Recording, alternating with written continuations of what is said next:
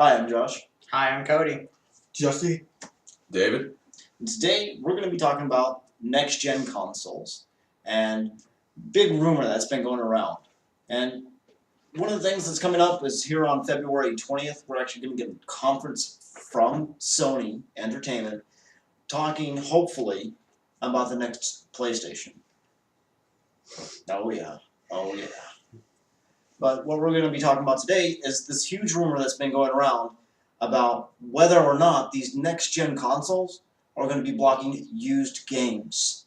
Now, this is a huge thing, and you can look at it either way. Either it's a good thing or it's a bad thing. Opinion's your own. But what it comes down to is what kind of impact is this going to have on the community as gamers if this actually proceeds and goes through. Now, Sony has sat back and said that, no, we're not going to block used games, but it's not actually confirmed whether or not they're going to be doing that or not. So here we are, we're going to have ourselves a little discussion about the potentials of what could happen if this does happen and what kind of ramifications it will have. So, I mean, what do you guys think? David? Well, I think pretty much Microsoft it's not officially confirmed or anything, but it seems like it's pretty definite that they are going to go that route. I'm not so sure about Sony. I do remember reading an article some time ago, I can't remember when, but it was some time ago, where they said they weren't going to do that, but it kind of seems like it's leaning somewhat towards they might. And I honestly, it's very limiting. Because I mean, even with like the PC games, whenever they did the whole entire, you have to have the code to play the game. Even then, you can still let your friends borrow the game as long as the code. You just couldn't register it. True. Very true. But this goes beyond that extent to where, I mean, it makes letting a friend borrow a game just see if they like it pretty much null and void. And yeah, supposedly when you buy the game, you have to link it to your account so it knows that it's yours. And every time you want to start up the game, you have to log in to the internet to play it. Well, that's another thing they're saying also With is the Microsoft Microsoft. is saying is you will have to have a permanent online connection to even be able to play. I mean, hell, Steam doesn't even require a permanent online connection. I mean, yeah, you have to have an internet connection before you start, but once you're there, you can turn it off, go wherever you want, play your game. And most of these games, all the other stuff is online, play multiplayer, and you can't do that without a registered key anyway. You type in that key once on Microsoft Live or on PSN, and you type it in, and then it'll register to that game. And you go to another console, pop that game in, it won't register your system. So either buy a key now, or some of them offer free trials. I think it's a limited 48-hour period, and even in that 48-hour period, you can't do everything you would with the registered key. So in some cases, like Call of Duty or any sports games whatsoever, any game that you play online, you have to have a registered key. Otherwise, you can't play online. I know, for example, when I play my sports games, if I don't log in, all it lets me do is play the single player sports games. It won't let me do anything online. It won't let me even connect to their servers because my key is not registered up. So that's how these new sports games are coming out, at least in my experience. Well, I mean, would any of you guys actually break down and put the money out there to buy one of these consoles if this happened? I probably definitely would. You think so? I probably would. Like It wouldn't be right away. It wouldn't be a right away thing. I mean, eventually I'd want to because, I mean, there's going to be games coming out. Of course I'm going to want. So, I mean, they're pretty much okay in that area. But everybody's eventually going to. I mean, I'd say even the people who say that they're not going to, I think that, yeah, sure, they'll hold off from buying it. But I think they're still going to wind up buying it. Just because they're going to want to play the next-gen games, you know? No, no, because me, I'm a strong advocate for saying no to the whole used game thing. That's incorporating saying it's like, you know what, I don't want you playing the game because of the fact that I'm not making any money off of it. And I understand that's bad for the developer. It's bad overall because we're not getting some of the great games. But then again, you look at some of the indie gamers, gaming companies out there, they make fantastic money. And a lot of times, an example would be like Steam sales. Take the Steam sales, for example. Portal. There you go. Okay, regularly priced $39.99. Steam sale comes up. I bought it for $5. So you're losing revenue that way, but I mean they make bukus of money off their Steam sales. And me, I'm a nostalgia freak. You know, I go back and I will play my old Nintendo, I will play my old Sega, I will play any old game that I can. I love to collect systems and I love to play the old games. So when it comes down to it that we're having these systems come out and they're blocking this kind of used stuff, if the game's out of print, where am I going to get a copy? I understand that they're talking about doing the whole digital download thing, but you know me, I'm also a sucker for having the actual physical copy of the game because And that's the thing I said, that they would actually have the physical copy, Yes. but pretty much once you install the disc, it's useless. Yeah, Yeah. if you decide to lend it to a friend after you register to your account, Yeah, I mean, all they'll it's still get, useless. The all only they'll thing, get the is only a thing it's, trial the only version. thing it's useful for at that point is to have the case and the manual. And if they even include a manual. And- When they pass the game on, all they'll get is a trial, like a demo version of the game. Yeah. But see, that's, Until they- that's another one of those things that, like, to me, I would sit back and say it could greatly impact the way we do our gaming and everything like that, and the community that we have for the gaming industry. Think about it, it's like everybody, and you know, granted, you know, you could be an employee there, but almost everybody is like, GameStop is evil, it's vile, nobody likes to go there, you know, but we still have people that go there because that's, hey, I can get used games or I can trade my stuff in and get cash or get credit for whatever and help me get something new. If we did something like that, I mean, you're pretty much rendering that place useless. So you're Well, basically Games- killing off like a And- ton and- of jobs. And another good thing to remember, guys, is it's not like we pop in the disc and all the games available. They program the games to have specific achievements, which can only be achieved through bonus content, and that costs money. So one can argue, well, okay, granted, you're not making any money off the game, but you're forcing me to get achievements. If I'm an achievement hunter, I'm gonna get all the achievements. I have to download bonus levels. I have to download new keys. I can't upgrade my weapons right now, so I have to pay to upgrade my weapons. I think Microsoft points are $4.99 for 400. For every 400 that you get, that's $4.99. Yeah. So I think on the flip side of that is, yeah, they're not making the money, but we can't forget that they program these games specifically. Dishonored, for example, that has a lot of achievements that you only can get through the bonus levels. How do you do that? You download content. What does that cost? That costs Microsoft points. And that goes into the whole thing of day one DLC, the Scourge. Oh god, I hate day one DLC. That is just, it's like, you know, here we made this game, we're gonna give it to you. You're gonna pay $60 for it, and then if we're gonna give you DLC right off the bat, which is basically saying we put stuff on the disc and you just can't access it because why? We want more money. Sure. Here's extra content for you extra, but we could have put it on the disc originally, but okay. Yep. I mean, you know, so that's one of those things where they're making money still. You know, you have a lot of those companies that are still making money. You know, but again, that goes back to the whole thing where it gets to the point where it's outdated, it's out of print, no longer available. You know, it's like if they get rid of the whole used game thing, can't use used games, I can't just go walk into Walmart and say, well, I'm going to pick up, you know, Grand Theft Auto 3 or something like that. Because they're probably going to eventually get to the point where they stop selling it and they're going to, you know, take their stock, sell it back to whoever they need to sell it back to or send it back, get their money back because they don't need it anymore. Because the way the game market works, it's like you don't see games out there for years and years and years on end. It's a monthly time of, you know, increments that we have. You know, what's the newest hottest game that's coming out? Okay, Assassin's Creed 3, Halo 4, and then within a few months price drops. And then a few months later, you're lucky if you can find a copy without having to go try and find it used. Yeah. Unless you go to GameStop where they continuously hold this, you know. new GameStop's games. going to be affected the most because they make 46% of their gross pay from pre-owned games. That's their market. So Well, I mean, like EA had a good thing where it's like, okay, a lot of people didn't like it, but a lot of people were okay with it. pay an additional $10 just to play online. Yeah, basically, it's like, okay, you bought the game used, yeah, you got it for a cheaper price, but we're going to charge you so you can do the online Yeah, content. and I like that idea. and a lot of us, me owning an Xbox 360, we don't play online for free. We have to buy an Xbox Live Gold membership, and who knows on the Xbox 720, who knows if it'll even be more than what we're paying now, which is $60 a year or $10 a month, depending on what plan you get. But it's not like, okay, we buy a used video game, we pop it in. If we want to play online, we have to pay for Xbox Gold, which is $60 or $10 a month, whichever one you want. And then on top of that, if you want bonus content, you have to pay for that as well. So they're making money either way you see it.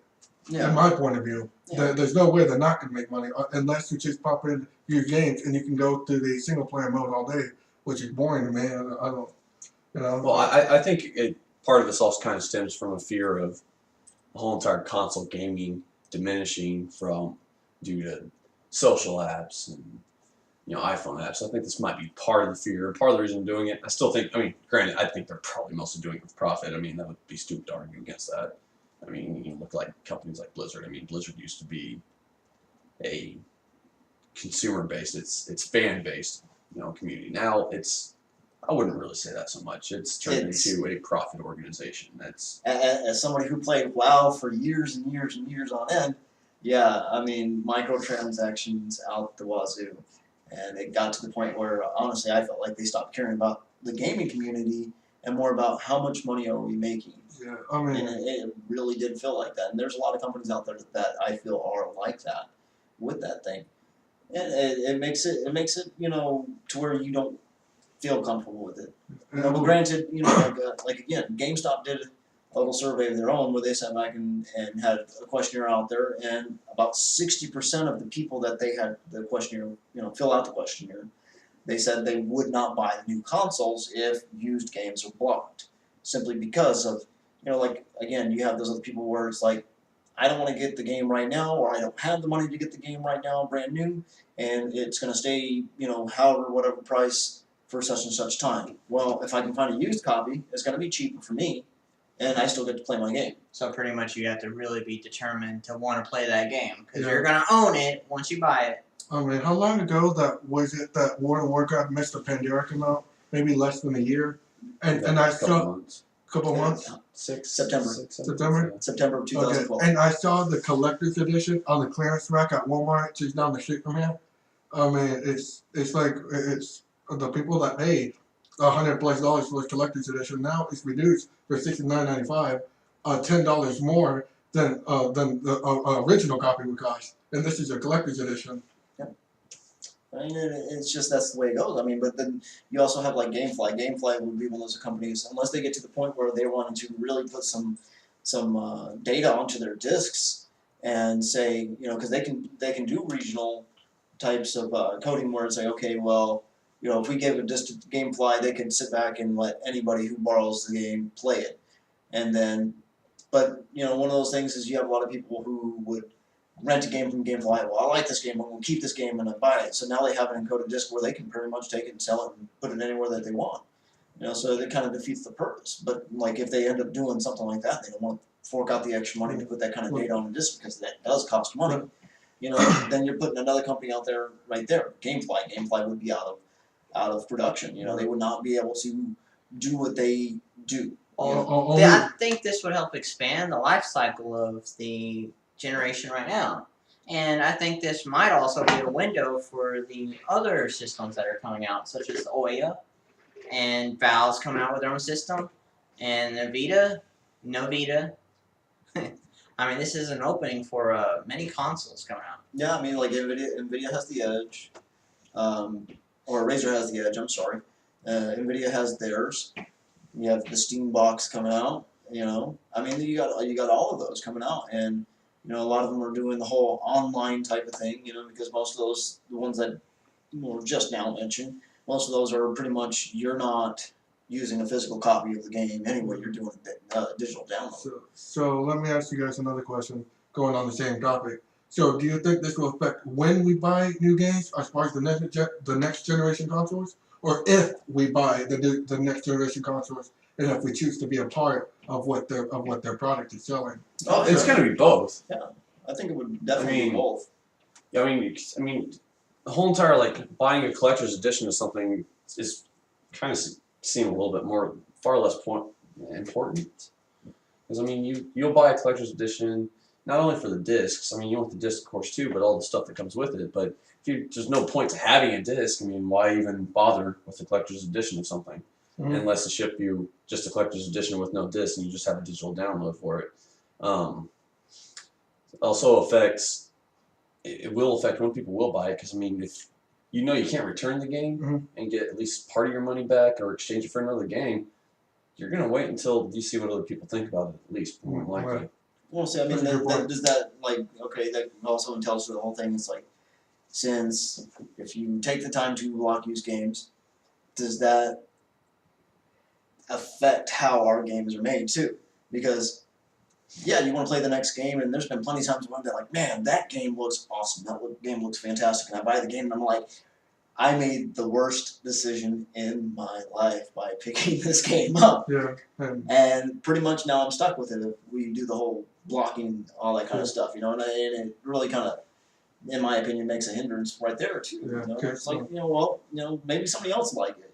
yeah, Throw a used copy out there. I'd like to get I at least think- some of my money back. I think if they do this, I mean, fans aren't like really big on the Wii U right now, but if they do this, I think Wii U will yeah, and outbeat Xbox and Sony again. yeah, Honestly, I think that Nintendo did a really good job with the Wii U. and- It's and it's innovative. It's different, and of course it's it's out there with the whole touchscreen controller thing. But if you look at the way, like the PS Vita now, the PS Vita is basically a Wii U. Well, in that's your what the hands, era is moving to. Mhm. Everybody's used to the tablets, and it's like, okay, how can we innovate the tablet into our game? Oh, let's No, make a tablet Well, controller. they're avoiding the hardcore gamers. I mean, most of the hardcore gamers still love their controllers more than they do any sort of touchscreen play. Yeah, but still at the same time with that though, you have Nintendo actually taking the time to invest in third-party developers. Oh yeah, they are. Considering you could still use the old controllers. yeah. And to go back to what you were saying, GameFly, they do allow you to, instead of buying $60 of a game that might not be good, like, well, I hope this is good, but if it isn't, I can't get my money back. GameFly would take a huge loss because they allow you, based on whatever membership plan, to play a game. Because I know they saved me hundreds of dollars. I would rent games and they're no good. Okay, I lost maybe $6, $7. I have a membership plan. I rented this one at a time, so I'll just send it back. I would rather lose $6 or $7 if you look at it at a percentage for my membership plan than pay $60 for every game that's not good and I'm forced to keep. And then at that point, I can't even go to GameStop and give me what little trade and credit they'll give me for it, much less cash at that point. I mean, and you think about like a lot of the old games, and a lot of the old games that we do have out there are being fitted for like an Xbox Live thing, or downloading onto your Wii or downloading onto a PlayStation. But the archives, what kind of archives are they holding for that kind of stuff, and how long are they going to hold on to the archives like that? So as you progress and everything, and if we continually go down that road, how long is the game going to be available? I mean, what's the shelf life for something like that? And I know as somebody who plays on PC as well as console, one of the biggest things with PC games, and this is something, you can't buy used games for PC really, because you have that code, you have that serial code that goes directly to that PC, or you have to register it online right away. There is no ifs, ands, or buts about it with a lot of them.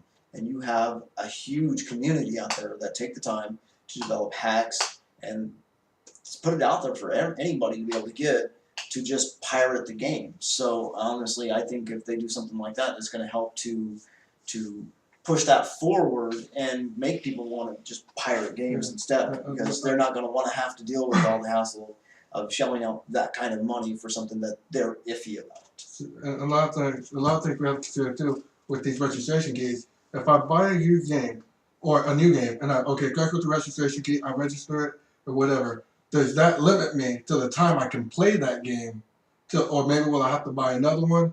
Or let's just say I take it and I go somewhere and I don't have internet on my console. Just because I'm not hooked up to the internet on my console not boot up? Will it not play any game whatsoever? I mean, That's the way it looks like Microsoft for sure is going. Is if you do not have an internet connection, you will not be able to play I don't the know games. about the Xbox, I don't know about Sony, but I know Microsoft's pretty much said that you were going to have to play. I think Sony's have figuring out a connection. way where you only have to register it once, and then you can play it offline. Well, see, that goes into the whole other thing right there too. Okay, because this happens, especially with the newer consoles. You have issues and problems that happen. So I buy a game, I register it with my console, and a few months later, my console decides it wants to die. Am I screwed? Do I have to go out and go buy the game all over again? Is there a way to transfer that? Or if Well, I I mean- think more than likely it'll be attached to your account. yeah, it'll be attached to your game. Under some, I would hope it would be some kind of warranty. I don't trust everybody, but I would hope it would be covered by some kind of warranty or a replacement of the game. Well, much less. like an example right there is like, okay, I had one of the first gen Xbox 360s, and I downloaded some games from the marketplace, and I was like, cool, great, got them. I'm playing whenever I want, play them on any gamer tag I want because it's on my Xbox. And Xbox Red Ring of Death on me, and I had to get rid of it and had to give me a new one. Downloaded the games again, and now all of a sudden I can only play it with that one gamer tag, and I have to be online to play.